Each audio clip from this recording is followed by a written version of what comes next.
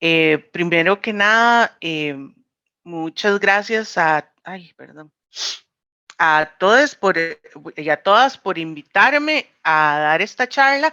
Mi nombre es Pamela Cunningham y yo soy codirectora de la colectiva Costa Rica Afro. Entonces, hoy vamos a hablar sobre afrofeminismo y racismo ambiental. Gracias a todas a las chicas, chicos y chicas que me invitaron a estar aquí hoy. Y bueno, a mí me gusta trabajar mucho de manera participativa, entonces, o sea, ya me supongo que todos hemos ido a clases y estamos cansados y demás. Entonces, si tienen una pregunta, pues interrúmpanme y tratemos de hacerlo lo más, una conversación posible, ¿verdad? Que no sea solo yo hablando y hablando. Y bueno, voy a hablar como por 40, 45 minutos y vamos a dedicar 15 minutos a preguntas por si alguien quiere esperar al final. ¿Está bien? Espero que puedan ver mi presentación, si no, ahí me van avisando. ¿Ok? Entonces, primero quiero hablarles sobre Costa Rica Afro. Costa Rica Afro es, perdón, ya se me complicó aquí la situación. Se ve bien, tranquila. ¿Se ve bien? Ah, bueno, ok. Costa Rica Afro somos una colectiva afrofeminista, somos diversas, inclusivas. La idea de Costa Rica Afro nació eh, hace como, no sé, 8, 7 años. Eh, en un momento, bueno, por mi hermana y yo, y junto con otras personas que ya no son parte de la colectiva, pero nuestra idea fue crear un espacio de feminista donde nosotras como mujeres afro pudiéramos colaborar en nuestro propio aprendizaje del afrofeminismo y en la educación de las demás personas, ¿verdad? Básicamente ese fue el inicio de Costa Rica Afro y antes de eso ya habíamos colaborado en otras colectivas y en otras acciones desde la sociedad civil, pero bueno, al momento de crear esta organización, pues hemos podido canalizar nuestros esfuerzos más específicamente. Ahí pueden ver nuestros objetivos, que es luchar contra el racismo, el sexismo, el machismo experimentado por las mujeres afro y afrodescendientes, visibilizar y reivindicar los aportes económicos, políticos, sociales, intelectuales, culturales de la población afro, contribuir con el empoderamiento de las mujeres afrodescendientes en Costa Rica y demás. No se los voy a leer todas, ustedes lo pueden leer cuando gusten. Y bueno, quiero hablarles un poquitito de mí. Como les decía al principio, mi nombre es Pamela Cunningham y soy cofundadora y ahora codirectora de Costa Rica Afro.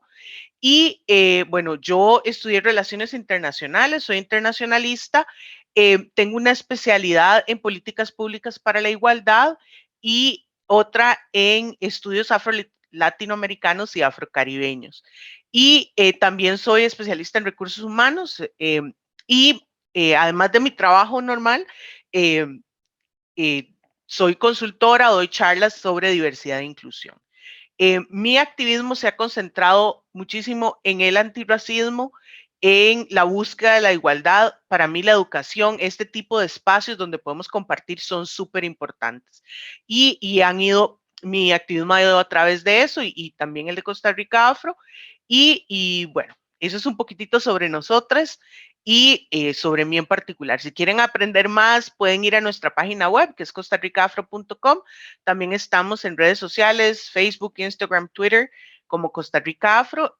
Yo estoy en Twitter como PamRI22, si me quieren seguir. Bueno, eh, yo hoy quiero hablarles de un par de cosas. Primero, sobre racismo, sobre afrofeminismo y particularmente sobre racismo medioambiental. Okay, entonces, primero que no está ahí en los slides, pero primero les voy a contar un poquitito sobre racismo y sobre afrofeminismo. El racismo es un sistema de opresión. ¿Okay? Esto es súper importante, que entendamos que el racismo es un sistema de opresión. ¿Por qué? Porque a veces cuando pensamos en racismo, pensamos en los maltratos o las malas palabras o las acciones concretas de una persona hacia otra que son discriminatorias y prejuiciosas. Sí, eso puede ser racismo, pero el racismo realmente es un sistema que permea todos los ámbitos del ser, ¿verdad? Eh, y no está solo en un país o en una región. El racismo es un sistema global de opresión y tiene influencia en las diferentes maneras en que llevamos nuestra vida, en la educación, en los servicios de salud, en las políticas, en la política pública, en la manera en que nos han socializado y e interactuamos entre nosotros. Entonces, ¿por qué es importante entenderlo como una estructura y como un sistema de opresión?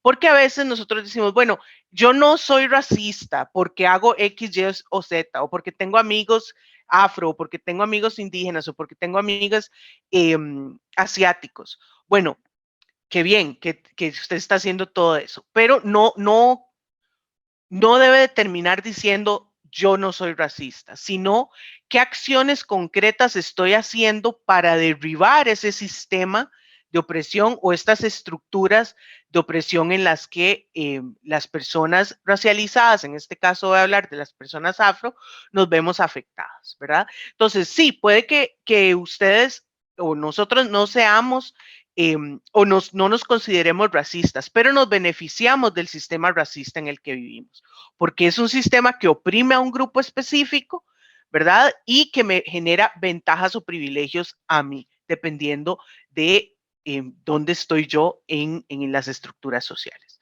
Entonces, eso es súper importante. Ahora, afrofeminismo. El feminismo nació, no les voy a dar una charla de feminismo, pero bueno, el feminismo nació como una respuesta de las mujeres a la opresión que estaban viviendo, ¿verdad? También el machismo es un sistema de opresión. Entonces, esas acciones feministas, precisamente porque vivimos en un mundo donde como mujeres negras se nos oprime de manera diferente por la interseccionalidad y demás, esas acciones feministas no necesariamente estaban tomando en cuenta las necesidades de las mujeres negras o de las mujeres indígenas, asiáticas y demás, inclusive de las mujeres que pertenecen a la comunidad LGTBIQ+, ¿verdad? Entonces, desde el principio del feminismo, desde el principio de que se empezó a hablar de teoría feminista y demás, las mujeres racializadas, las mujeres negras, hemos dicho, bueno, ustedes están pidiendo derecho a trabajar, por ejemplo, cuando las mujeres afro o las mujeres indígenas siempre tuvimos que trabajar, ¿verdad? O están pidiendo el derecho a estudiar, pero o a votar, pero cuando obtienen ese derecho no necesariamente están incluyendo a las mujeres afro, a las mujeres racializadas dentro de esos derechos, ¿verdad? Entonces, ese feminismo hegemónico estaba buscando ciertos derechos o ciertos beneficios, pues, que tenían los hombres, pero no necesariamente estaban luchando por las necesidades de las otras mujeres, ¿verdad? De las mujeres racializadas, de las mujeres negras, de las mujeres LGTBI+. Entonces, les voy a hablar de un par de cosas que ustedes, si les interesa, tienen que buscar más, ¿verdad? En una conferencia por ahí de los 70s, una conferencia de mujeres, de derechos sobre mujeres, estos temas se estaban tocando. Y se creó un colectivo que se llamaba el Combahee River Collective, que era un grupo de mujeres negras lesbianas que trataron, que en ese colectivo y en sus reivindicaciones estaban tratando de visibilizar las necesidades de las mujeres negras y de las mujeres lesbianas específicamente en el feminismo. ¿Okay? Ahí es donde nace el nace, ¿verdad? Porque si queremos ponerle una fecha, pero el afrofeminismo es de toda la vida, ahí es donde nace el afrofeminismo, ¿verdad? Donde empezamos las mujeres afro y las mujeres de la diversidad sexual a hablar sobre las necesidades específicas que tenemos por ser mujeres afro, por ser mujeres de la diversidad sexual. O sea, las intersecciones que tenemos, ya sea por nuestra raza, nuestra etnia, si somos del sur global, si, dependiendo de nuestras capacidades, de nuestro género, de nuestra identidad de género, de nuestra orientación sexual, no necesariamente se estaban tomando en cuenta a la hora de hablar del feminismo, ¿verdad? Por eso ahora hablamos de los feminismos, porque hay feminismos como hay mujeres, ¿verdad? Entonces, podemos hablar del feminismo comunitario, del feminismo indígena, que inclusive no se habla del feminismo, sino del mujerismo en algunos casos, del feminismo negro o afrofeminismo. Entonces, es importante entender que como mujeres diversas, y cuando hablo diversas, hablo de todas las diversidades, como reivindicación nació el afrofeminismo. Y es a través del afrofeminismo y de muchísimas reivindicaciones de las mujeres negras que se han dado los avances en el feminismo y para las mujeres, ¿verdad? Entonces, yo siempre digo que es en las espaldas de las mujeres afro y de las mujeres racializadas que se han logrado muchos avances, pero es en el feminismo hegemónico donde se dan muchas veces los fondos, ¿verdad? Para trabajar en el feminismo. Entonces, el primer cuestionamiento que yo quisiera que ustedes se hagan es dentro de las estructuras en las que ustedes están colaborando, dentro de las clases que ustedes están llevando, dentro de cualquier activismo que ustedes estén ejecutando, cómo están siendo representadas o cómo están siendo celebradas o incluidas las diversidades. Si somos parte de un colectivo donde todos somos iguales, pues entonces, y cuando digo iguales, todas somos o todos somos del GAM, de clase media alta, todos estamos en la universidad. Entonces, ¿a quién realmente estamos representando? ¿Verdad? O las necesidades de quién realmente estamos representando. Realmente, basado en eso es que nace Costa Rica Afro, porque como mujeres afro no nos veíamos representadas en muchos de los grupos feministas o muchas de las reivindicaciones feministas. Ahora, en Costa Rica, o sea, no somos excepcionales de ninguna manera. Los mismos problemas que hay con el feminismo hegemónico globalmente, los tenemos en Costa Rica. Hay obviamente temas que nos unen, derechos sexuales y reproductivos, por ejemplo, son temas que son de suma importancia para todas las mujeres. Ahora, hay otros temas como el acceso a la salud, el acceso al trabajo, el acceso a la educación, que no necesariamente el feminismo hegemónico los reivindica tanto como reivindica los derechos sexuales y reproductivos, ¿verdad? Entonces, ahí es donde se dan algunas diferencias y algunas de las exigencias que se hacen desde el afrofeminismo o las reivindicaciones que se hacen desde el afrofeminismo, feminismo comunitario o decolonial. ¿Por qué? Porque las necesidades de las mujeres afro, por ejemplo, de la costa o de las mujeres afro de Colombia, de Brasil, de Honduras, de Costa Rica, de la costa van a ser totalmente diferentes a las de la sierra o de la zona rural, por ejemplo. Y es importante que todas y todas las voces sean escuchadas. Y precisamente porque vivimos en un sistema de opresión racista, machista, colonial, muchas veces nuestras voces no son escuchadas. Y en algunas ocasiones, el feminismo hegemónico nos dice, les damos un espacio como si el espacio fuera de ellas, ¿verdad? El espacio no es de ellas, el espacio es de todos. Entonces deberíamos de poder participar de manera igualitaria. Entonces, esa es una de las reivindicaciones del afrofeminismo. Ahora, otra de las reivindicaciones del afrofeminismo y de la que yo voy a hablar en este momento es sobre el racismo, perdón, creo que el racismo medioambiental. Pero antes de entrar ahí, quería ver si alguien tiene alguna pregunta, algún comentario, antes de empezar a hablar sobre el racismo medioambiental y los efectos del cambio climático en las personas afro, en las poblaciones afro, perdón. Bueno, yo tengo una pregunta. Si quieres hablar. Sí, gracias. Es que no sé si van a seguir tocando el tema del como afrofeminismo, entonces no sé si preguntarle ahorita Dale. de la presentación. Dale, pregunta. Ok. Mi pregunta sería más que todo, digamos, como una mujer blanca, interseccional, ¿cómo puedo no solo ayudar a las mujeres negras como en su lucha sin apropiarme de la lucha, pero cómo también puedo hacerlas sentirse cómodas alrededor de mi feminismo? Wow, esa es una súper buena pregunta. Yo creo que el solo hecho de que ya te hagas la pregunta es bastante positivo. Yo creo que lo primero es identificar esos privilegios, como vos dijiste, ¿verdad? Es importante que entendamos a dónde estamos, ¿verdad?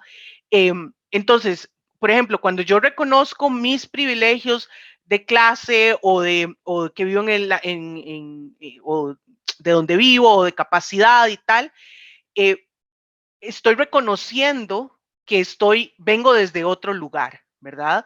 Entonces, eso es importante, entonces, que vos reconozcas esos privilegios y cómo pueden afectar o beneficiarte, ¿verdad? O afectar a otros. Ese es el primer paso. El segundo paso, yo diría que escuchar, ¿ok?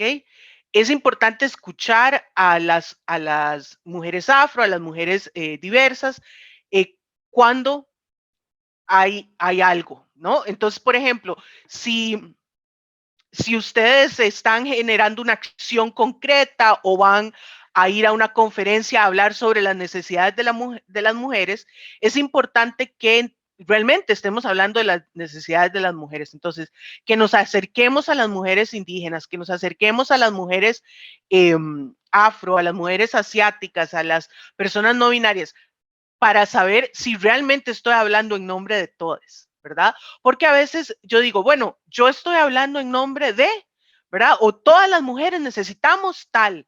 Y realmente eso es lo que todas las mujeres necesitamos. O es lo que vos pensás porque es tu experiencia. Entonces, escuchar, buscar esas alternativas. Entonces, no sé, bueno, ya me conoces a mí, conoces a Costa Rica Afro, hay otras organizaciones, buscarlo activamente. Y la otra es tomar acciones concretas, ¿ok? Entonces, yo siempre hago, la pregunta que hago al final de mis presentaciones es, ¿ustedes quieren ser antirracistas? Porque para poder ser una feminista, tenés que ser antirracista desde mi perspectiva. Tenés que ser antirracista, tenés que ser inclusiva de todas las diversidades sexuales, ¿verdad? De todos los géneros y demás. Si vos no sos antirracista, entonces no sos feminista, ¿verdad? Número uno. Y número dos, ¿qué acciones vas a tomar por ese antirracismo que vos decidís ser? Entonces, no le voy a pedir que vaya y se pelee con todo el mundo, porque tampoco, ¿verdad? No podemos andar por la vida peleándonos con todo el mundo. Pero ha de haber algún tema que a vos te apasiona, ¿verdad? Entonces, por ejemplo, hay gente que le apasiona, el tema del ambiente. Bueno, si ese es el tema que a vos te apasiona, Jesus, no puedo decir esa palabra.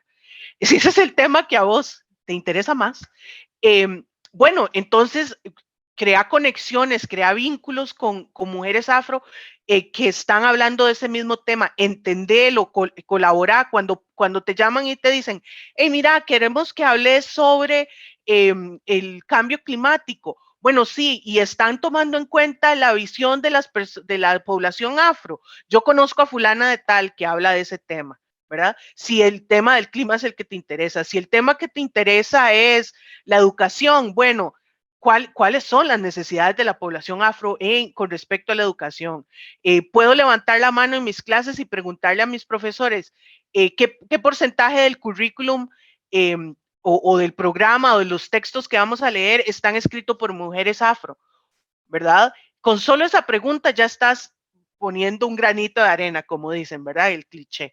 Entonces, a ver, hay alguna gente que dice que uno tiene que estarse peleando con todo el mundo, pero la verdad que estar peleando es muy cansado y yo ya no hago eso. Entonces, yo más bien lo tiro para el otro lado. ¿Qué es lo que más te apasiona? Y desde ese lugar, trata de crear vínculos, de incluir siempre, de buscar la perspectiva del otro, ¿verdad? Y de esa manera vas a ir poco a poco generando más acciones antirracistas. Y porque desde mi perspectiva son feministas. No sé si te contesto la pregunta, Isabel. Sí, no, genial. Muchísimas gracias. Ok, perfecto. No sé si alguien más tiene alguna pregunta antes de continuar.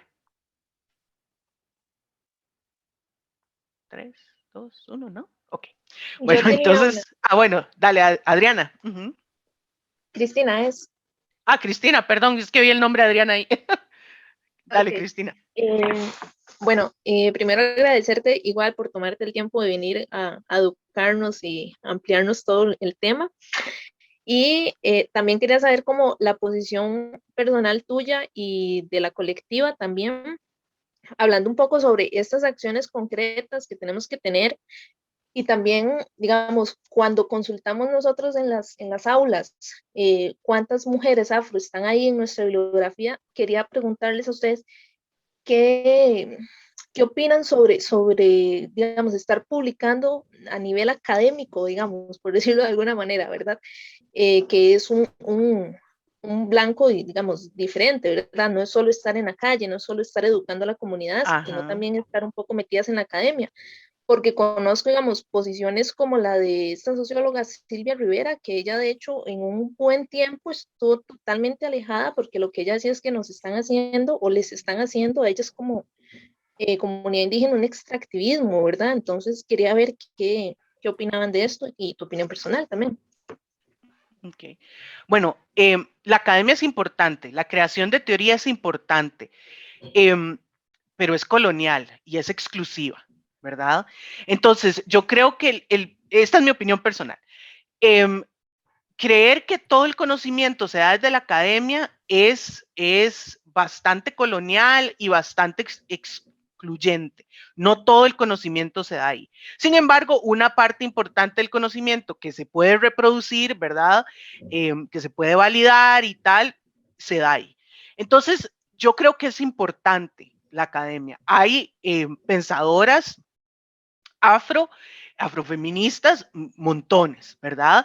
En el sur global hay un montón de teoría, ¿verdad? Pero, por ejemplo, en nuestras aulas se tiende mucho a ver al norte global, cuando en el sur global hay, bueno, teoría importantísima, ¿verdad? Toda la teoría decolonial viene del sur global y rara vez la leemos en las aulas. Entonces, cuando le preguntamos a nuestros profesores, no es para que vayan e incluyan a alguien, es porque yo creo que cada vez que, si todos empezamos a preguntar, a alguien se le va a prender el bombillo y va a decir, bueno, incluyamos, por lo menos para que no me jodan, pero that's fine, ¿verdad? Sí, esa es la razón que empezamos a incluirlos. Entonces, desde mi perspectiva, la academia es importante. Creo que desde Costa Rica Afro tenemos también esa perspectiva. La academia es importante, pero no es el único lugar donde se genera conocimiento. Y el conocimiento que se genera en la calle o en el día a día es increíblemente importante, ¿verdad? A veces son más feministas las acciones que se dan desde las lideresas comunitarias que desde la academia o las ONGs, ¿verdad? Entonces, siempre tengamos como esas diferentes visiones, ¿verdad? Podemos leer o ver, por ejemplo, a Ochi Curiel, a Yuderquis Espinosa, a Lelia González, al mismo tiempo que leemos a Rita Segato, ¿verdad? O a Angela Davis. Es importante como ver todo el espectro. Entonces, no sé si te contesto la pregunta, avísame si no, pero yo creo que la academia es importante, hay que publicar. Yo he publicado, por ejemplo, pero la verdad que en este momento de mi vida ya a mí no me interesa publicar. porque yo no estoy haciendo nada nuevo, lo que yo estoy diciendo lo están diciendo otras personas. Yo prefiero generar o compartir mi conocimiento en este tipo de ámbitos. Pero hay gente que es académica, hay gente que es activista, hay gente que viene a clases y da charlas, para toda gente. Entonces, lo importante es, para mí y para mí, la colectiva, lo importante es que haya un espacio para todos, ¿verdad? Y que no, digamos, este conocimiento sí es válido, mientras que este otro no es tan válido. ¿Me explico? Absolutamente. Muchísimas gracias. ¿Alguien más, chiques, antes de continuar? 3, 2, 1. Ok, continúo entonces. Bueno, vamos a hablar entonces, obviamente si luego se les ocurre algo, ahí me interrumpen, no hay problema. Vamos a hablar sobre el racismo medioambiental, ¿ok? En uno tantos de los derechos humanos que existen es que todas las personas tienen derecho a vivir y trabajar en un ambiente limpio. Sin embargo, en la práctica, las minorías étnicas, los pueblos indígenas y diferentes grupos marginalizados o que viven en situación de pobreza, se ven obligados a vivir en condiciones ambientalmente peligrosas, nocivas o tóxicas. ¿Qué quiero decir con eso? En las sociedades en las que vivimos, el ambiente es otro recurso, otro commodity, ¿verdad? Entonces, el ambiente en el que vive una persona de clase alta, de la meseta central o de clase media de la meseta central, es muy diferente al ambiente, al medio ambiente en el que vive una persona racializada o una persona empobrecida o marginalizada. O sea, no es casualidad que los botaderos de basura estén en el sur del país, ¿no? Que estén en Acerrí, en Desamparados y no en Santana y Escazú, ¿verdad? No es casualidad. Entonces, esas situaciones injustas o las relaciones injustas en las que se divide la sociedad, unos que tienen naturaleza limpia y otros que no, bueno, limpia, segura y demás, y los que no, eso se llama racismo medioambiental. ¿Ok? Entonces, cuando nosotros, por ejemplo, si algunos de nosotros, yo vivo en Tres Ríos, por ejemplo. Yo tengo el privilegio de vivir en un residencial y por aquí pasa la basura 2 veces por semana, cortan el zacate, hay reglamentación sobre la cantidad de ruido que puede haber, hay reglamentación sobre lo que puede haber en los ríos, el botadero de basura que quedaba cerca, que era allá por Tirraces, ya lo cerraron, ¿verdad? Y lo convirtieron en un parque. Todos esos son beneficios que me da a mí el vivir en esta área, ¿no? Hay las personas marginalizadas que viven en desigualdad, que tienen menos recursos económicos y que tienden a ser personas racializadas, normalmente no tienen esos privilegios. ¿Okay? Ahí es donde van a ubicarse los botaderos de basura, ahí es donde hay más problemas con el agua, ahí es donde se generan más inundaciones. ¿Verdad? No es casualidad que todas las veces que hay que llega la temporada de lluvias, hay inundaciones en los mismos lugares, ¿verdad? ¿Por qué? Porque la situación de esos lugares está regida por esas desigualdades. ¿Okay? Entonces, de eso hablamos cuando hablamos de racismo medioambiental. Los activistas de la justicia ambiental van a abordar la protección del ambiente desde esa perspectiva, ¿verdad? Y normalmente están buscando, pues, hablar sobre cómo podemos mejorar el ambiente, pero no siempre hablan sobre el racismo que también oprime o que también permea esos problemas ambientales, ¿verdad? Entonces, las personas, voy a darles ejemplos concretos para no hablar así como en el aire. Esas tres fotos que hay ahí son 3 países, ¿verdad? Uno es Tailandia, uno es la India y el otro es Nigeria. ¿Ok? Esos 3 países son utilizados, que son países del sur global, ¿verdad? Que normalmente son países más desiguales, más racializados, son utilizados por países del norte global, Estados Unidos, Europa, los países escandinavos y tal, para exportar su basura. ¿Ok? Entonces, por ejemplo, Alemania, España exportan sus desechos tecnológicos al sur global. ¿Eso qué es lo que causa? Causa mayor contaminación, causa mayor pobreza, causa problemas de salud en las personas que viven en esos países, ¿verdad? Entonces, por ejemplo, nosotros decimos, ay, yo reciclo, ¿verdad? Pero nosotros no pensamos qué pasa con lo que reciclan, ¿verdad? En nuestro país hay plantas recicladoras que queman y hacen pellets, ¿verdad? Pero esas plantas recicladoras, ¿a dónde están? No están en Escazú y en Santana, ¿verdad?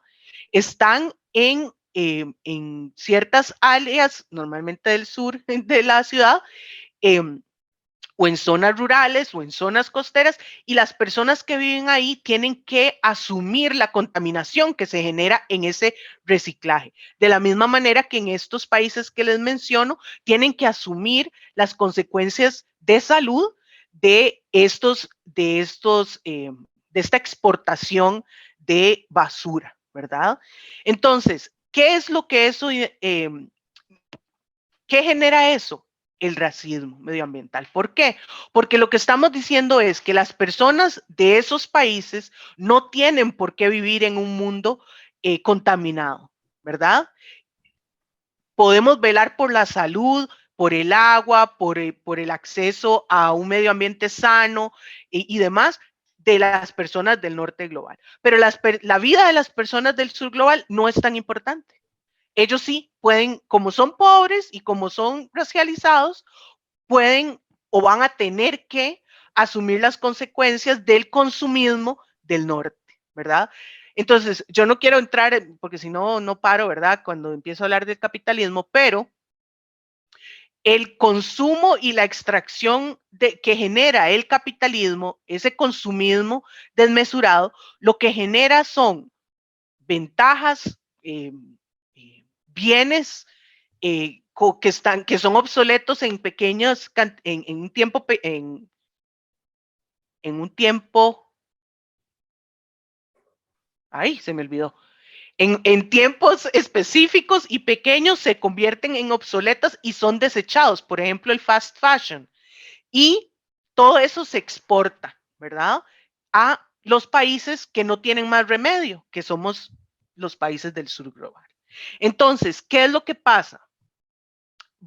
Les voy a hablar de 2 casos específicos.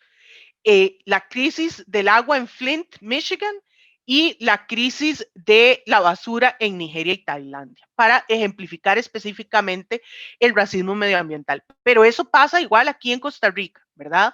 No creamos que no pasa aquí, pasa en todos los países, ya sea a pequeña o gran escala. ¿Ustedes han oído del caso de Flint en Michigan?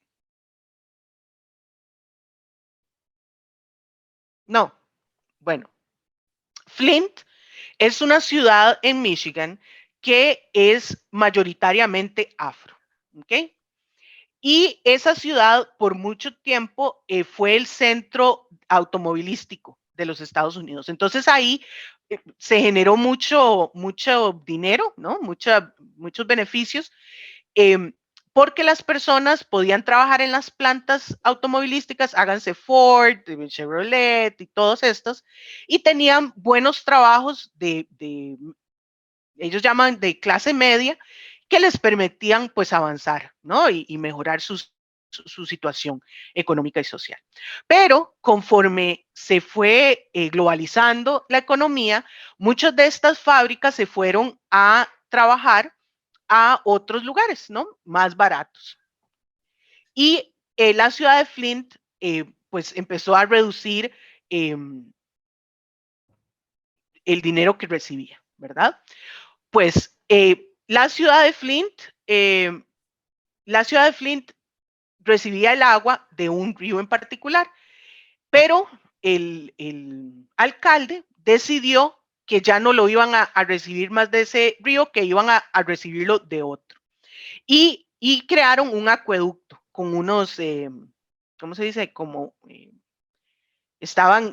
los tubos estaban hechos de plomo. Pues resulta que en Flint, el agua que venía del río contaminado iba a dar a las poblaciones de personas afro, y el río que iba a dar el agua limpia iba a dar a las poblaciones no afro. ¿Okay? Entonces, en Flint, Michigan, desde hace más de 10, 12 años, están teniendo problemas con el agua. Si usted abre el tubo, el agua le sale de estos colores, porque los tubos que llevan el agua tienen plomo y están contaminados. ¿Ok? Eso se sabe. Y ustedes creen que ya hace, o sea, 12, 15 años de este problema. Afecta específicamente a las personas afrodescendientes en Michigan, en Flint, que pagan impuestos y que trabajan ahí, que viven ahí. Tienen que hervir el agua o tomar agua de botellas, que genera más contaminación. Y no se pueden bañar porque les genera cáncer en la piel y problemas de piel, tienen problemas de asma, tienen problemas gástricos, específicamente la población afro, ¿bueno? O racializada. Un problema que ya se detectó cuál es el problema, ya se sabe cómo solucionarlo y lleva más de 15 años. ¿Ustedes creen que ya se solucionó? ¿O que ya lo solucionaron? Me imagino que no. Fijo, no. No, no lo han solucionado.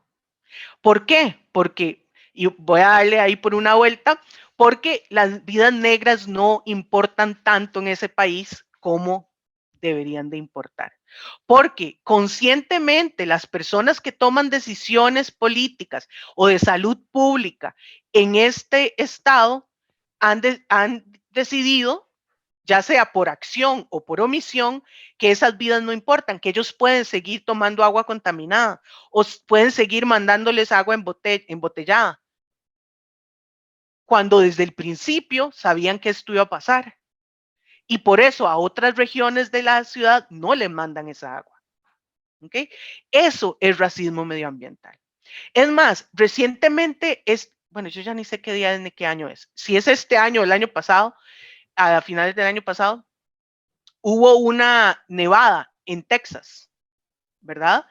Y se congelaron las tuberías de gas y se congelaron las calles y aquello fue una catástrofe.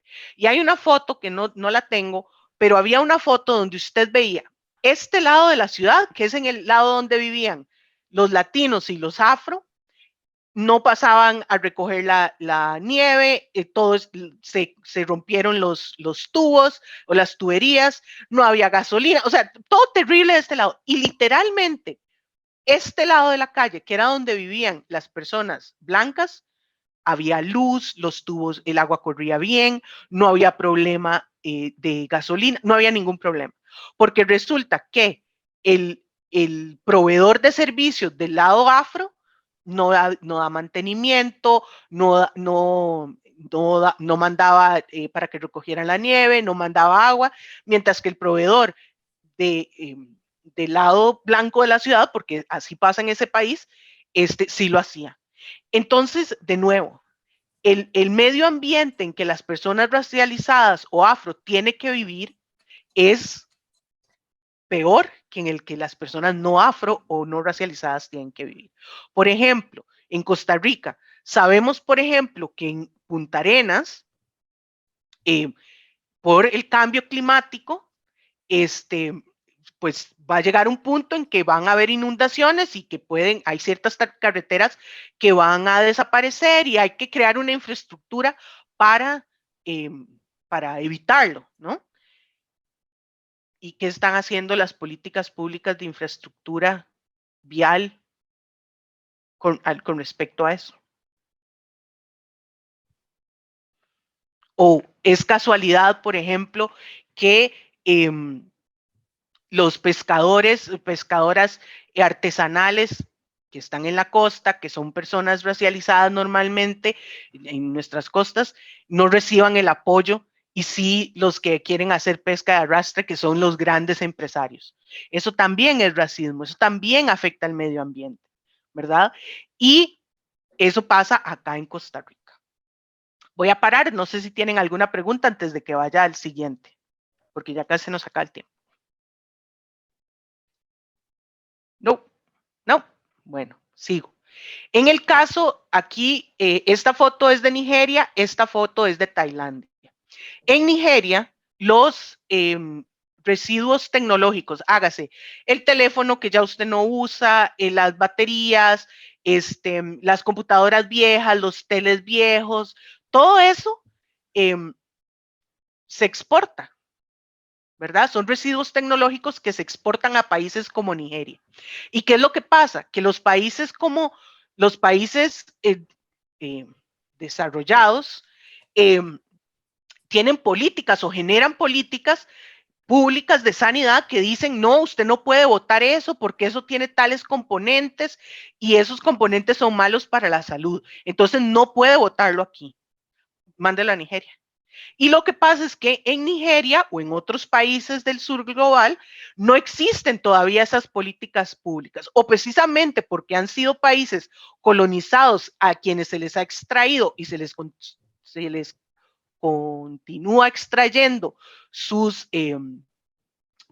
commodities, bueno, y los diferentes problemas que de gobernanza y demás que ha generado el colonialismo, no tienen esas políticas ambientales, ¿verdad? Costa Rica sí las tiene en algunos casos, ¿verdad? Por eso no vienen a tirarlo aquí.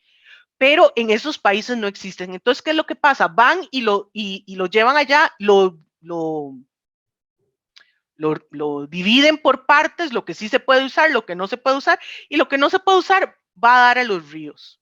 ¿Y qué es lo que pasa? Va a dar a los ríos y entonces contamina los ríos. Y entonces, ¿qué pasa cuando contaminan los ríos? Las personas que dependen de esos ríos para agua, para transporte, para comida, siguen siendo, siguen empobreciéndose y siguen dañándose, su salud sigue dañándose, ¿verdad? Porque básicamente estamos diciendo, las vidas de aquellas personas sí importan, por eso hay reglas que seguir y no queremos esa basura aquí, pero las suyas no importan tanto, entonces déjense ustedes la basura. Inclusive el extractivismo en África para generar, por ejemplo, el cobalto y demás, para generar las baterías de los autos híbridos, por ejemplo, o de nuestros teléfonos celulares, bueno, eso se generan a través de la extracción de minerales en África, que se hace además con muchas veces con mano de obra infantil o mano de obra esclavizada, ¿verdad? Y es un extractivismo que no es compatible con un medio ambiente sano, ¿verdad? Y contribuye al cambio climático. Sin embargo, posiblemente nosotros pensamos, ay, yo me voy a comprar un carro eléctrico porque así ayuda al medio ambiente. ¿Estamos realmente ayudando al medio ambiente? ¿Verdad? No les tengo la respuesta, pero esas son las preguntas que nos tenemos que hacer, ¿verdad? Porque ¿qué significa realmente esa batería de litio de ese carro eléctrico o de ese teléfono que yo cambio cada 2 años? ¿Qué significa para el medio ambiente? ¿A quién está afectando y a quién está beneficiando? Y normalmente afecta a los grupos racializados, a las personas negras o a las personas indígenas y beneficia a las personas de los países desarrollados en vías de desarrollo como el nuestro. Eso es lo que pasa en Nigeria. En Tailandia pasa algo similar. Esto que ustedes ven aquí es una planta recicladora. Cuando las cosas se mandan a reciclar, bueno, se cortan, digamos, las botellas, lo que se puede, y se procesan y se crean pellets. ¿Saben qué son pellets? Son como pedacitos así, digamos, de plástico. Esos pellets se usan para crear nuevas cosas. Pero hay tanto plástico que todo esto que ustedes ven aquí de puras como bolsitas son pellets que no tienen nada que hacer con ellos. Ya los reciclaron. Ahora, ¿dónde los mandan? ¿Qué hacen con ellos? Ahí están, generando basura, ¿verdad? Hay algunos países que inclusive ya no reciben plástico para reciclar de otros países. ¿verdad? Porque es demasiado. Entonces, esos pellets van a dar al mar y se los comen pues los peces o las ballenas y tal, y se ha descubierto que del pescado que consumimos viene contaminado con este tipo de plástico, ¿verdad? Pero de nuevo, ¿a dónde va a dar este plástico? A los países del sur global. ¿A dónde va a dar la basura quirúrgica, por ejemplo? A los países del sur global. Entonces, bueno, yo no les voy a seguir dando ahí, creo que ya les di la idea. ¿Y cuál es el problema al final? Mucha gente va a decir, bueno, ¿y cuál es el problema? Y unos pueden y otros no pueden. Ese es el problema. El problema es que nuestro mundo es tan desigual, ¿verdad? Que hay unos que pueden tener un ambiente sano en donde vivir, con parques, con árboles, con agua potable, con un montón de cosas, y hay otra gente que no puede. Y esa gente que no puede tiende a ser la gente del sur global y la gente racializada. Y ahí es donde caemos en el racismo medioambiental. ¿Por qué? Porque estamos diciendo, hay unas personas que tienen derecho a tener un ambiente sano y hay otras personas que no, ¿verdad? Entonces, eso es un problema, porque estamos contribuyendo a este sistema de opresión. Estamos oprimiendo a otros con nuestras decisiones de consumo y afectando al medio ambiente y por tanto generando o contribuyendo al cambio climático, ¿verdad? ¿Y qué podemos hacer al respecto? Bueno, ¿verdad? Podemos hacer diferentes cosas. Yo no les voy a pedir que se autoflagelen cada vez que usan una botella de plástico, no. No es necesario que hagan eso, porque a veces uno le da como un fanatismo ahí súper loco, ¿verdad? Hay una gente que dicha, yo los admiro profundamente. Ayer estaba viendo en TikTok una gente aquí en Costa Rica que es una casa súper ambientalista, entonces tienen un inodoro seco en lugar de jalar la cadena, hacen sus necesidades como en una vara que tiene acerrín. Y yo dije, mira, no, mi medioambientalismo no llega hasta ahí, ¿verdad? Entonces, se los cuento para que no se sientan mal. Uno hace cosas, yo tengo un teléfono y yo ando en carro y es cierto, ¿verdad?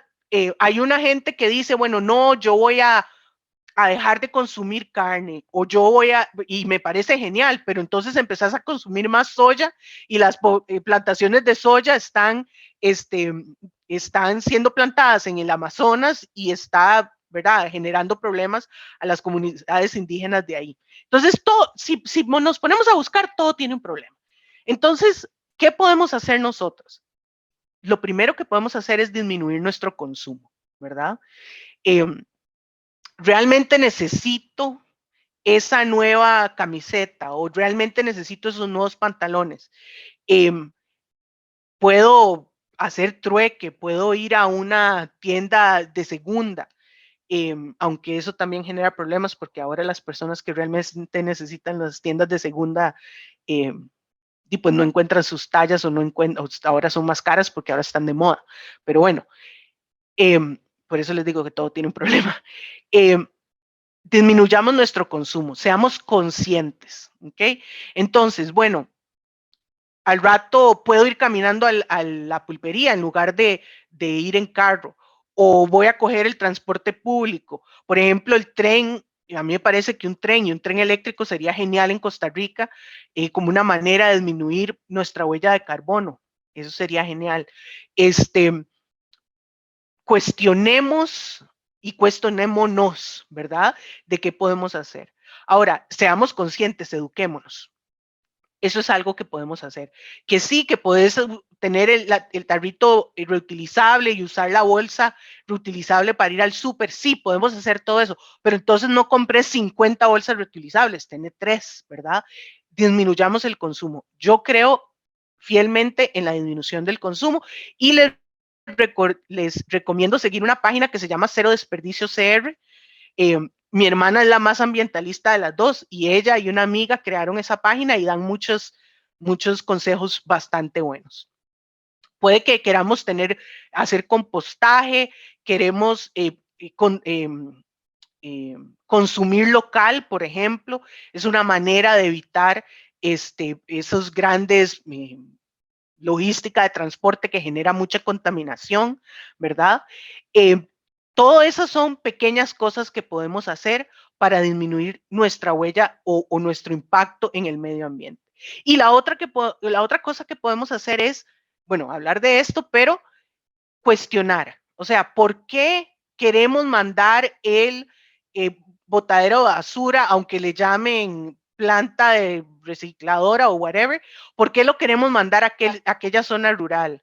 ¿O por qué lo queremos mandar a la costa? ¿O por qué lo queremos mandar a la zona, a los barrios del sur, por ejemplo? Porque entonces, si no cuestionamos, nuestros políticos o nuestro Estado va a hacer lo que siempre hace, que es oprimir a ciertos grupos. Entonces, si ustedes o yo, como en este caso, no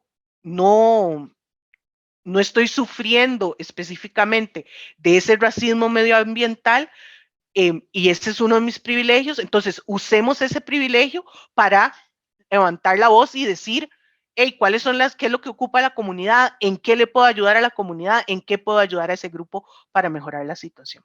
Bueno, voy a terminar porque solo quedan 4 minutos y no sigo hablando. Ya vi a Raquel. Sí, perdón, me da muchísima pena tener que cortarlo.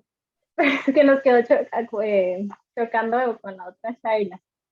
No te preocupes. Pero bueno, Entonces, le queríamos agradecer muchísimo por la charla, muchísimo por el espacio. Muchísimas personas querían verlo, por eso vamos a poner la grabación en YouTube. Las vamos a etiquetar para que lo puedan ver. También las vamos a etiquetar para que las empiecen a seguir en Instagram. Y no sé si te querías despedir. Claro, muchísimas gracias por las preguntas que pudieron hacer y cualquier cosa, si están en Twitter me pueden hacer la pregunta y ahí seguimos. Por favor, síganos en Costa Rica Afro, estamos en Facebook, en Twitter, en Instagram y costarricaafro.com. Yo estoy en Twitter como PamRI22 y muchísimas gracias por invitarme. Cualquier otro momento, con muchísimo gusto.